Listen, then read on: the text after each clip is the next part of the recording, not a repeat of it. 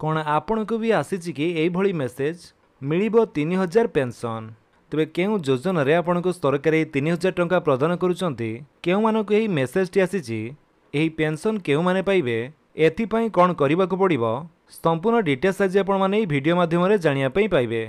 तेणु बिना time waste करी चलंतु स्टार्ट करिबा आज रे video.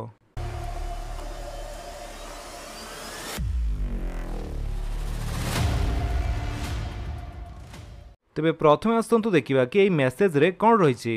For 3000 pension join Pradhan Mantri Shramyogi Maandhan pension Yojana at मानधन.in monthly contribution starts from 55। Please visit नगर निगम, नगरपालिका, नगर परिषद, कलेक्टरेट, जिला परिषद, तहसील, बीडीओ फ्रॉम 25 अगस्त 2025 eShram.gov.in। ते मेसेज टी विशेषकर से आसूची जो मैंने eShram कार्ड पर रजिस्ट्रेशन करिसंती।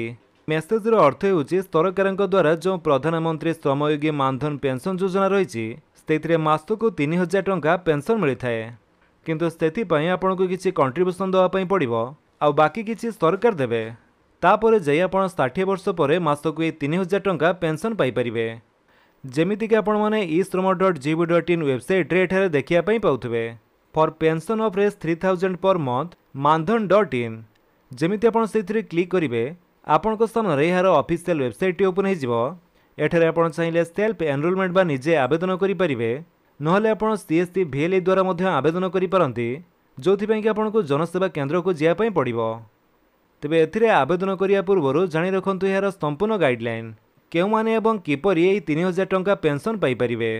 तो जो प्रधानमंत्री श्रमयोगी मानधन पेंशन योजना जहाँ को सर्ट फॉर्म रे PMSYM बोली कहुच्छी, यह केंद्र सरकार एक विशेष पेंशन योजना जहाँ असंगठित क्षेत्र श्रमिक मानी कराଯାଇଛି, यथा रिक्शा चालक, घरोई कामगार, दुकान कर्मी, डेली लेबर, कृषक कर्मी आदि पाई। यह छड़ा पूरा लिस्ट आप देखिए पाउथबे। वीडियोटी को पॉज करी आप लिस्ट चेक करि पारंती। एथिरे योग्यता मानदंड देखंतु कौन रही। आपणको बयस 18 रु 40 वर्ष मध्य हेबा दरकार। मासिक आय 15,000 रु कम हेबा दरकार। EPF NPS ESIC रे आगरू सदस्य होइतिले एही योजना रे जोग देई परिबे नाही। इनकम टैक्स पे करुथिले मध्य आपण एथिपाई अयोग्य। तेबे एथिरे जो पेंशन सुविधा रही ता 60 वर्ष बयस पर प्रति मास 3000 टंका लेखाएं पेंशन मिलिबो। जदि सदस्यों मृत्यु हो जाए ताले एथिरे फैमिली पेंशन रो सुविधा मध्य रही। स्वामी बा स्त्री को 1500 प्रति मास पेंशन मिलिबो। एथिरे अंशदान बा कंट्रीब्यूशन बयस अनुसार मासिक अंशदान 55 रु 200 पर्यंत रहिबो। जेते कम बयस रे जोग देबे सेते कम अंशदान हेबो। आपण जहाँ भी अंशदान देबे सरकार आपणको समान अंशदान करिवे। जेपरि 100 आपण देले सरकार मध्य आपणको पई 100 टंका देबे। तेबे कंट्रीब्यूशन कथा यदि कहिबा आपणकर बयस अनुसार आपणको मासको केते टंका जमा करिया पई पड़िबो, जहाँ फल कि आपणकर 60 वर्ष पर आपण मासको प्रधानमंत्री श्रमयोगी मानधन पेंशन योजना अधीन 3000 टंका लेखाएं पेंशन पाइपर। देखंतु जदि आपणकर बयस 18 वर्ष ताले आपनको मासको 55 टंका लेखाएं देवाई पड़ो एवं सरकार मध्य आपणको पई देबे 55 टंका। टोटाल मंथली कंट्रीब्यूशन आपणकर हो जाउची 110 टंका। सेही भली जदि आपणकर बयस 19 वर्ष ताले आपनको 58 टंका लेखाएं देवाई पड़ो।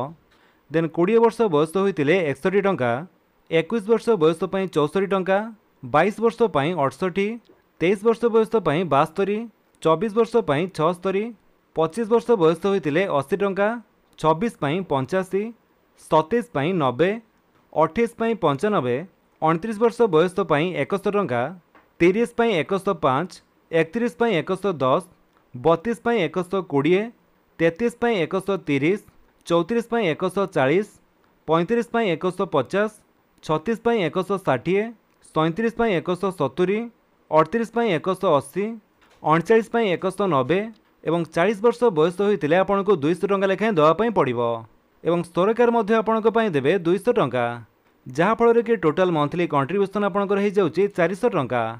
जदि आपण एथिपाई आवेदन करूचंती ताले आपणकर बयस अनुसार यही टंकाटी आपणक एकाउंट रो मासको ऑटोमेटिक कटिजिवो एवं 60 वर्ष बयस पर आपणको यही योजना अधीन 3000 टंका लेखाएं पेंशन मिलिबो।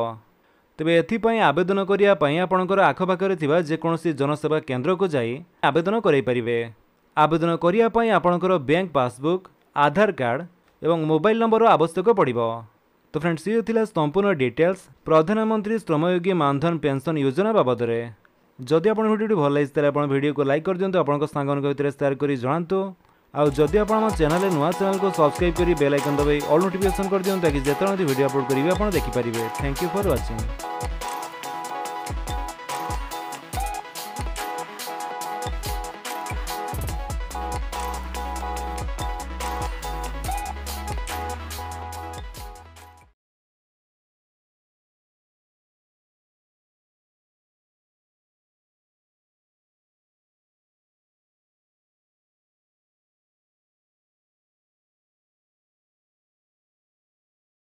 जदि आपणकर पीएफ टंका बा पीएफ पेंशन